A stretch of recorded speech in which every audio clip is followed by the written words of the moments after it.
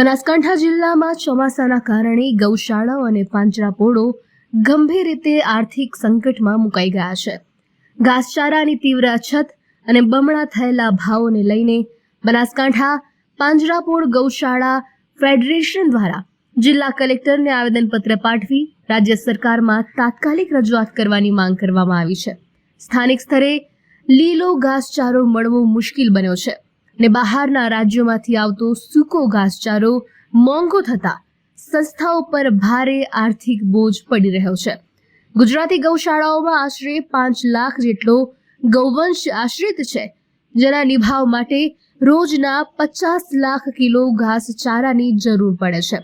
ફેડરેશનને માંગ કરી છે કે સરકાર પોતાના રિઝર્વ સ્ટોકમાંથી ઘાસચારાનું વિતરણ કરે અને સંસ્થાઓને સબસિડી પૂરી પાડે.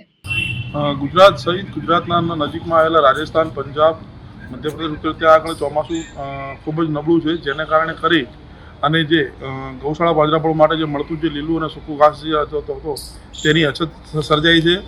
અને અછતના કારણે કરી અને જે ઘાસચારો 6 રૂપિયા કિલો મળતો હતો આજે 12 રૂપિયા 15 રૂપિયા પણ નથી મળતો, જેના કારણે કરી અને દરેક ગૌશાળા પાંજરાપોળની અંદર જે આ રિઝર્વ જે સ્ટોક કહેવાય વધુમાં વધુ 10 થી 15 દિવસનો છે સંસ્થાઓ પાસે, અને તેને કારણે કરી અને અમે આજ રજૂઆત કરવા આવ્યા છે કે સરકાર પાસે આવી પરિસ્થિતિને પહોંચી વળવા માટે કરી સરકાર આગોતરું આયોજન કરે અને સરકારના રિઝર્વ જે ઘાસચારો છે તેમાંથી ગૌશાળા પાંજરાપોળને નીતિ નિયમ મુજબ આપવાની વ્યવસ્થા કરે તો આગામી સમયે જે ખરાબ પરિસ્થિતિ સર્જાય તે પહેલાં કોઈ આયોજન કરી શકાય.